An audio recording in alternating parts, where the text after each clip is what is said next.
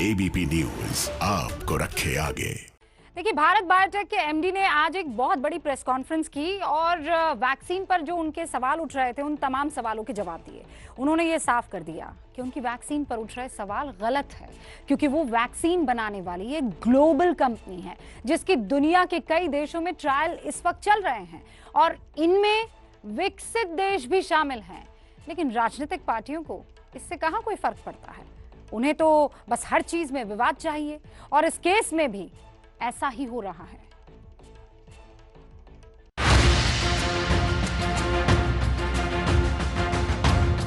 देश को अपने वैज्ञानिकों के योगदान पर बहुत गर्व है। आदरणीय प्रधानमंत्री नरेंद्र मोदी जी सबसे पहला टीका लेके जनता को विश्वास में लेने का काम करें। इससे लाभ विदेशी ताकतों को, इससे लाभ बाहरी लोगों को।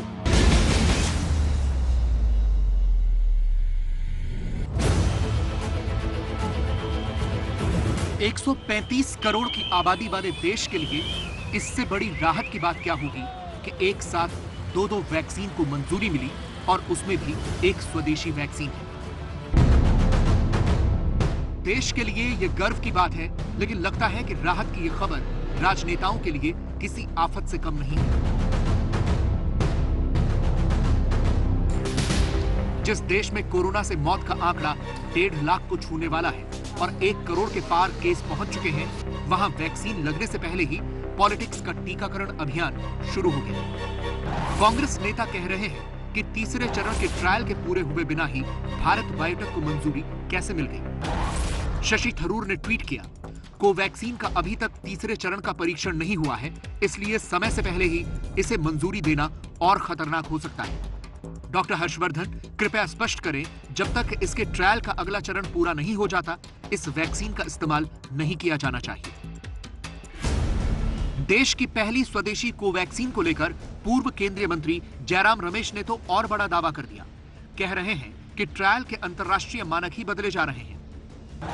भारत बायोटेक एक बड़ी कंपनी है, लेकिन जिस तरह ट्रायल के अंतर्राष्ट्रीय मानकों को कोवैक्सीन के लिए बदला जा रहा है, वो हैरान करने वाला है। स्वास्थ्य मंत्री को इस पर सफाई देनी चाहिए। थरूर और जयराम रमेश जैसे नेताओं की गिनती कांग्रेस की एलीट क्लास में होती है। इनके दावों की हकीकत तो चंद मिनट में आपको पता चल जाएगी, लेकिन उनका क्या, जो अपने सीनियर की राह पर चलकर काफी कुछ बोल गए। जैसे रूस एवं अमेरिका के राष्ट्रीय अध्यक्षों ने सबसे पहले टीका लेकर पूरे जनता को विश्वास में लिया है कि यहाँ भी आदरणीय प्रधानमंत्री नरेंद्र मोदी जी सबसे पहला टीका लेके जनता को विश्वास में लेने का काम करें। नेताजी कह रहे हैं कि जैसे दूसरे देशों के बड़े बड़े नेताओं ने वैक्सीन लगवाई, वैसे ही पीएम मोदी के वैक्सीन लगवाने से लोगों को वैक्सीन पर भरोसा हो जाए। अब इनको कौन समझाए कि वैक्सीन फरमाइश देखकर नहीं, जरूरत देखकर लगवाई जानी है। रही बात भारत बायोटेक की वैक्सीन को लेकर उठाए जा रहे सवालों की, तो सबसे पहले इन्हें देश के सबसे बड़े अस्पताल एम्स के निदेशक और देश में मेडिकल रिसर्च की सबसे बड़ी संस्था आईसीएमआर के महानिदेशक को सुन लेना चाहिए। उनका डेटा आया है फेज 1, फेज 2 एनिमल स्टडीज में, उस पर हमें पूरा विश्वास करना चाहिए। हमारे रेगुलेटर्स ने बहुत बारीकी से सारे डेटा को देख के ही अप्रूवल दिया है। र्यूमर्स फैलाने की कोशिश की जा रही है, ये बिल्कुल गलत है। दोनों वैक्सीन बिल्कुल सेफ हैं और इसका डेटा बड़े डिटेल में और जो एक्सपर्ट्स हैं उनको प्रेजेंट किया गया है। कुछ हद तक ये डेटा पब्लिकेशन के लिए भी भेजा गया है, इसलिए हम सब वेट करते हैं कि वो पब्लिश जल्दी से हो, सब लोग उसको देख पाए और अपने आप को सेटिस्फाई कर पाए। We presume and hope that potentially the Bharat Biotech vaccine will have some potential advantage over other vaccines on this new strain. Covaxin न सिर्फ मौजूदा वायरस बल्कि ब्रिटेन के नए स्ट्रेन से मुकाबला करने में भी सक्षम होगी, ऐसा आईसीएमआर कह रहा है। और अगर इतने से भी नेताओं का मन न भरे, तो वैक्सीन को अप्रूवल देने वाली संस्था drug controller general of India यानी डीसीजीआई को सुन लेते, जिन्होंने भी यह स्पष्ट कर दिया कि क्लिनिकल ट्रायल के लिए ही अभी अप्रूवल मिला है। में भी सेफ्टी का कंसर्न होगा, थोड़ा भी कंसर्न होगा तो हम उसको कभी अप्रूव नहीं करेंगे। कुल मिला के ये सेफ है। ऑफकोर्स 110%। देश के बड़े बड़े वैज्ञानिकों और डॉक्टरों के दावों के बाद खुद भारत बायोटेक की तरफ से प्रेस कॉन्फ्रेंस की गई। भारत बायोटेक ने बताया कि हम ब्रिटेन समेत 12 देशों में क्लिनिकल ट्रायल कर रहे हैं। हमने ये साबित किया है कि भारत सिर्फ नकल नहीं कर सकता बल्कि इनोवेट भी कर सकता है। फिर भी हम पर सवाल किए जा रहे हैं। People just talking about gossiping everything in a different direction to just backlash on the Indian companies. That is not right for us. We don't deserve that. And I think H1N1 then, Ebola, a good example, Ebola vaccine was never completed a human clinical trial at all when Merck developed. WHO has done emergency authorization to do it in Liberia and Guinea. US government says if you have good immunogenicity data, can be done in emergency authorization. इससे पहले सवाल उठाने वालों को खुद स्वास्थ्य मंत्री जवाब दे चुके थे। डॉक्टर हर्षवर्धन ने कहा, एक महत्वपूर्ण मुद्दे का राजनीतिकरण करना किसी के लिए भी शर्मनाक है। शशि थरूर, अखिलेश यादव और जयराम रमेश वैक्सीन को मंजूरी देने के लिए विज्ञान समर्थित प्रोटोकॉल का अच्छी तरह से पालन किया गया। इसे बदनाम करने की कोशिश न करें। जागिए और महसूस कीजिए कि आप केवल अपने आप को बदनाम कर रहे हैं। ये लोग वो हैं कि छुप करके लगवा लेंगे और लोग को इस तरह की बातों में भ्रम में रखेंगे। राजनीतिक दृष्टि से बोल रहे हैं। ये भाजपा की वैक्सीन नहीं है, ये कोरोना की वैक्सीन है। भाजपा की वैक्सीन तो सन 2017 में लगी थी और उसका असर 5 साल रहता है। अब 2022 में फिर लगेगी। भारत बायोटेक की कोवैक्सीन के तीसरे फेज का ट्रायल जारी है। पिछले साल 30 जून को सरकार ने इस कंपनी को ट्रायल की इजाजत दी थी और 7 दिसंबर को कोवैक्सीन के इमरजेंसी इस्तेमाल का आवेदन किया गया। 380 लोगों पर किए गए फेज 2 के ट्रायल के नतीजे 23 दिसंबर को आए। पहले और दूसरे चरण के परीक्षण में शामिल 800 लोगों को कोई दिक्कत नहीं हुई। भारत बायोटेक का दावा है कि देश भर में 23,000 वॉलंटियर्स पर तीसरे चरण का ट्रायल हुआ है। कल यानी 3 जनवरी को सरकार ने कोविशील्ड के साथ कोवैक्सीन को भी इमरजेंसी इस्तेमाल की इजाजत दी थी।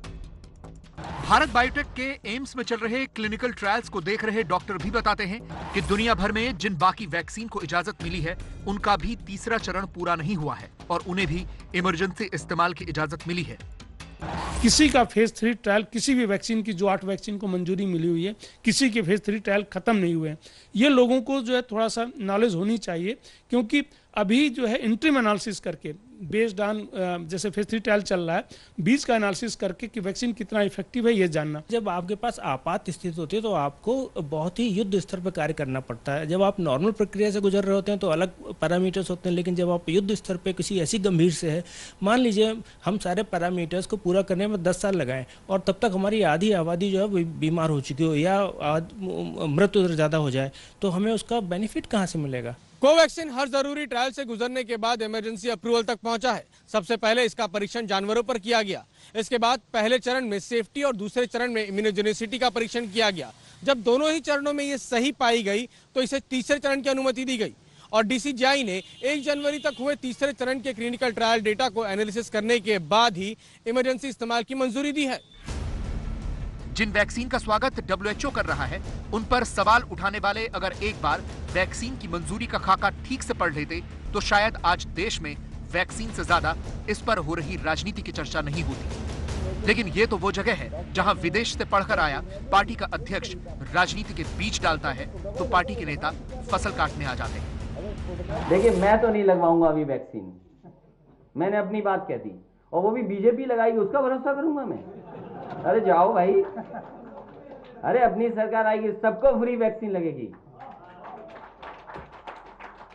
हम बीजेपी का वैक्सीन नहीं लगवा सकते। लगता है कि कहीं ना कहीं उस वैक्सीन में कुछ ऐसी चीजें हों कि नुकसान हो जाए और हमें लगता है कि बाद में लोग कह दें कि नहीं, जनसंख्या कम करने के लिए, मारने के लिए लगा दिए वैक्सीन, तो आप नपुंसक बना, कुछ भी हो सकता है। वैक्सीन के अप्रूवल मिलने से पहले ही पीएम मोदी ने देश को सलाह दी थी कि किसी अफवाह में न पड़े। जब वैक्सीन का काम प्रारंभ हो तो भी अफवाहों का बाजार भी उतना ही तेज चलेगा। सामान्य मानव का कितना नुकसान हो रहा है इसकी परवाह किए बिना न जाने अनगिनत काल्पनिक झूठ फैलाए जाएंगे। मेरा देशवासियों से आग्रह होगा, अफवाहों के बाजार गर्म न होने दें। फेज 3 का ट्रायल कई महीनों तक चलता है और दुनिया भर में जिन वैक्सीन को मंजूरी मिली है उनके भी तीसरे चरण के ट्रायल अभी तक खत्म नहीं हुए हैं। इसके बावजूद जानबूझकर भारत बायोटेक की स्वदेशी वैक्सीन पर निशाना साधे जाने को लेकर बीजेपी हमलावर है। विदेश के अखबारों में कई जगह छपा हुआ है कि भारत ने इंडिजिनस वैक्सीन तो बनाया, किंतु भारत के अंदर इसको लेकर द्वंद्व हो रहा है। इससे लाभ किसको होगा?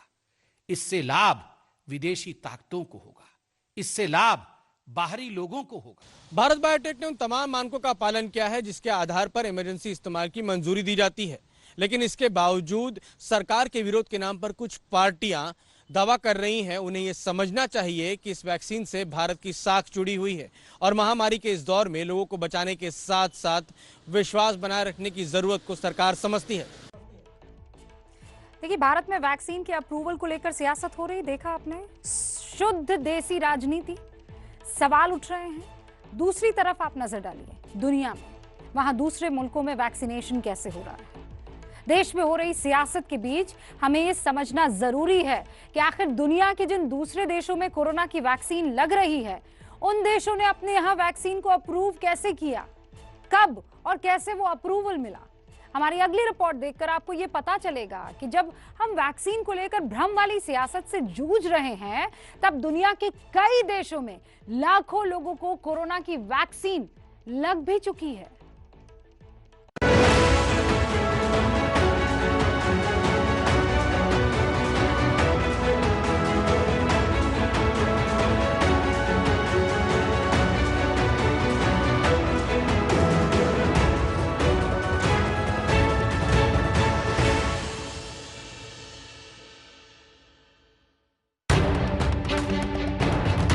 भारत में वैक्सीन को लेकर फैलाए जा रहे सियासी भ्रम के बीच सबसे पहले आपको यह समझना जरूरी है कि दुनिया के अलग अलग देशों में इस वक्त क्या कुछ चल रहा है।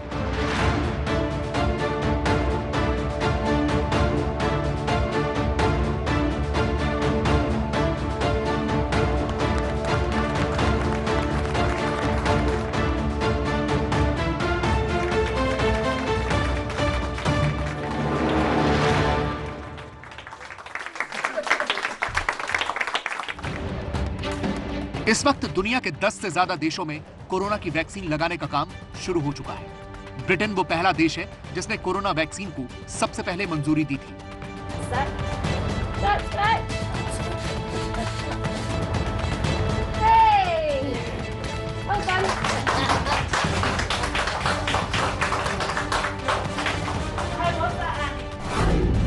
ब्रिटेन ने 2 दिसंबर को फाइजर और बायोएनटेक की वैक्सीन को मंजूरी दी थी।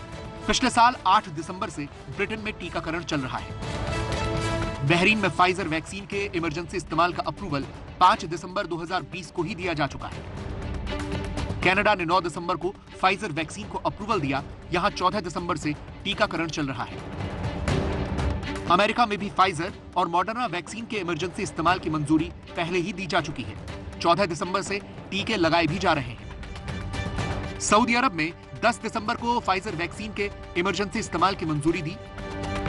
मैक्सिको में भी फाइजर बायोएनटेक की वैक्सीन को मंजूरी दी जा चुकी है। इजराइल में भी कोरोना वैक्सीन को अप्रूवल मिल चुका है। अर्जेंटीना में भी दिसंबर के आखिरी हफ्ते में रूस की स्पुतनिक वैक्सीन के टीके लगने शुरू हो चुके हैं। मोरक्को में भी चीन की वैक्सीन सिनोफार्म के इमरजेंसी इस्तेमाल की मंजूरी मिल चुकी है। मिस्र भी चीन की वैक्सीन सिनोफार्म को मंजूरी दे चुका है।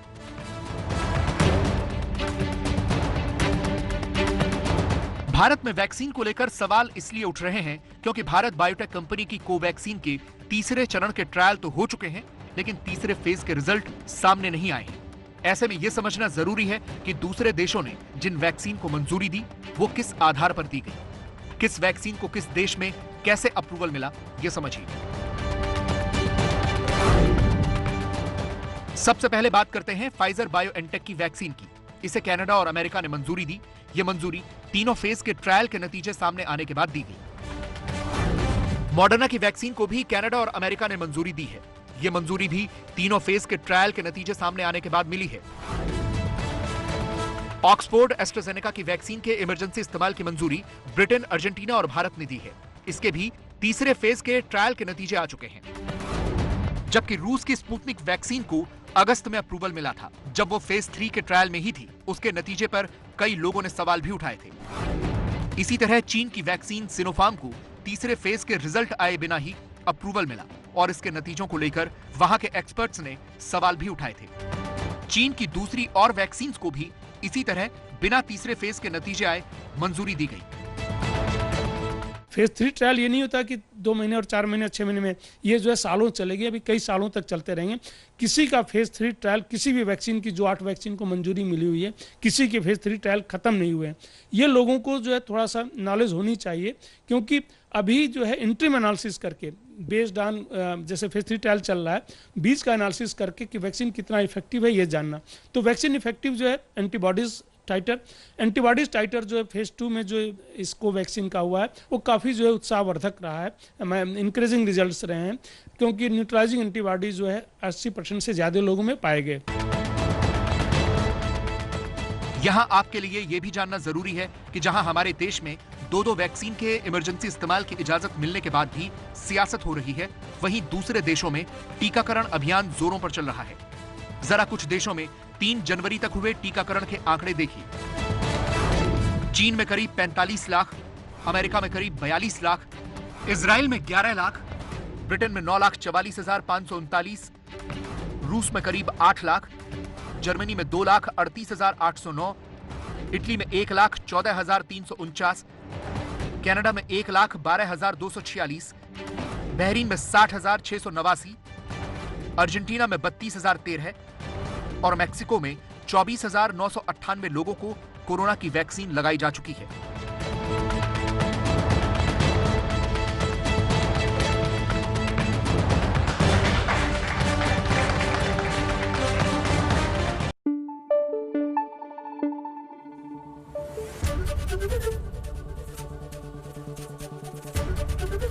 एबीपी न्यूज आपको रखे आगे।